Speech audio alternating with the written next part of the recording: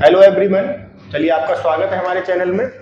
बहुत दिन बाद वीडियो बनाई जा रही है क्योंकि थोड़ा व्यस्त थे बीच में हम लोग। तो अब आज हम डिस्कस करेंगे, जैसा कि आप अनुमान लगाया गया था कि 300 प्लस वैकेंसीज आएंगी, तो यूपी में जुडिशियल सर्विस की आपकी पीसीजे की टोटल 303 का नोटिफिकेशन आ चुका है। और उसमें ये भी कहा है कि ये आपकी पोस्ट बढ़ाई भी और घटाई दोनों जा सकती है। पॉजिटिव सेंस में तो बढ़ाई भी जा सकती है।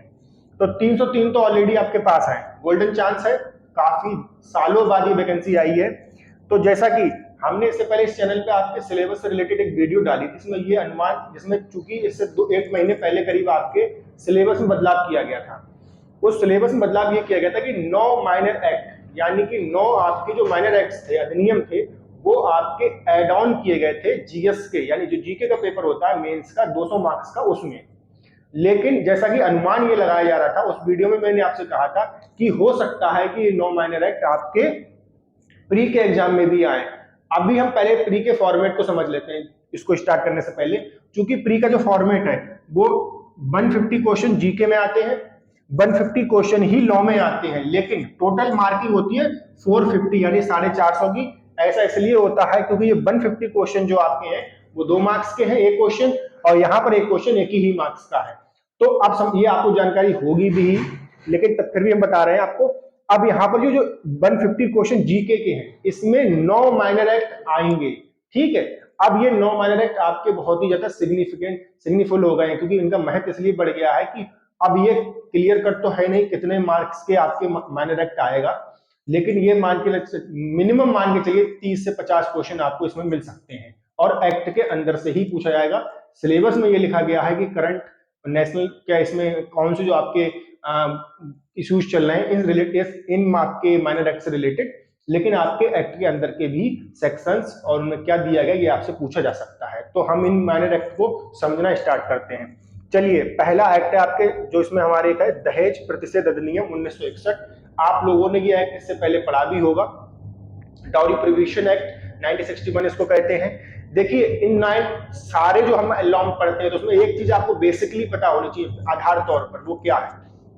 आधार तौर पर आपको ये पता होना चाहिए कौन सा एक्ट कब बना, किस डेट को वो लागू हुआ, और उसका मोटिव यानी उद्देश्य क्या है। ये 3 बातें, और एक चीज और, अधिनियम संज्ञान यानी एक्ट का नंबर, उस ईयर में कौन सा वो एक्ट का नंबर था। तो ये 3-4 बातें मोटा मोटी हर एक्ट की आपको पता होनी चाहिए। तो ऐसे ही इस प्रतिशत दहेज प्रतिशत अधिनियम जो हम करते हैं उसका देखिए, सबसे पहले अधिनियम संज्ञान ये 28 है, यानी 1961 में ये अधिनियम संज्ञान कौन सा था? 28वां।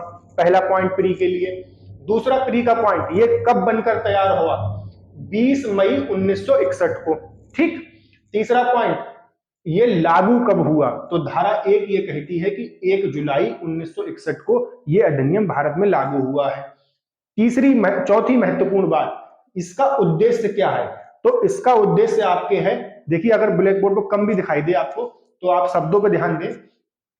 उद्देश्य इसका क्या है? दहेज लेने एवं देने, 2 बातें, चाहे आप ले रहे हो चाहे किसी को दे रहे हो, दोनों को ही क्या करना है? प्रतिषेध करना, यानी प्रतिषेध का मतलब रोकना, प्रोहिबिट करना है।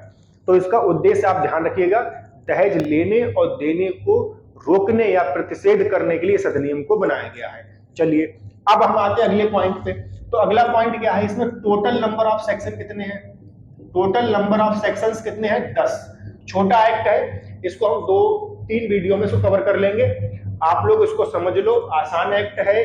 ध्यान रखिएगा, किसी भी एक्ट से कोई भी छोटी छोटी बात आपसे पूछी जा सकती है, लेकिन उसका इफेक्ट बहुत ज्यादा होगा। और ये भी ध्यान रखना, मेरिट इस बार हाई ही जाने वाली है। चलिए, तो टोटल नंबर ऑफ सेक्शन कितने हैं?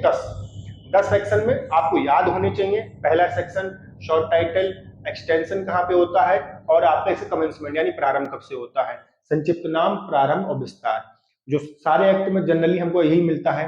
दूसरा आपके सेक्शन है, इसमें दहेज की परिभाषा, जैसा यहाँ पे लिखा भी गया है, यानी दहेज की परिभाषा क्या होती है, दहेज क्या होता है, डाउरी क्या होती है।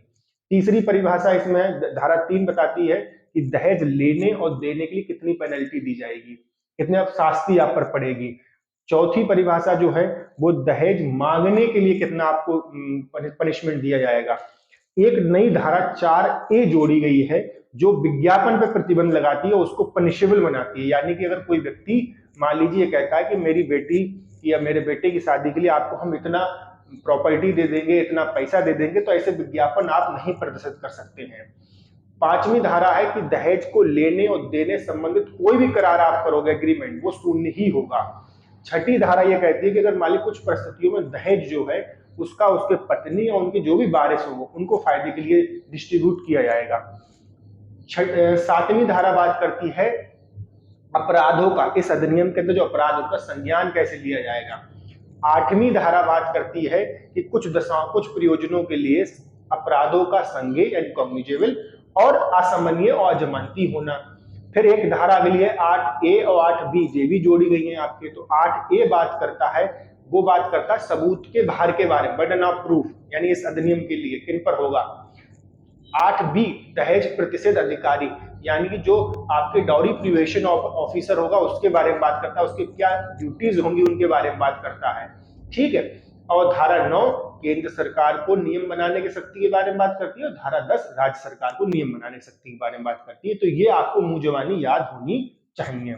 चलिए अब बात करते आज इस लेक्चर में दहेज की परिभाषा क्या है, ठीक है। तो दहेज की जो परिभाषा है वो आपके कहां पर दी गई है। दहेज की परिभाषा सबसे पहले अगर आप जाएंगे धारा 2 में, पता होनी चाहिए, बिल्कुल ही पता होनी चाहिए। और ध्यान रखिएगा ये आपके एक्ट उसके आपके जीएस के मेंस के पेपर में भी पूछा जाएगा, तो ये आपको जरूर पता होने चाहिए, ठीक है। चलिए तो हम समझते हैं दहेज की परिभाषा क्या होती है।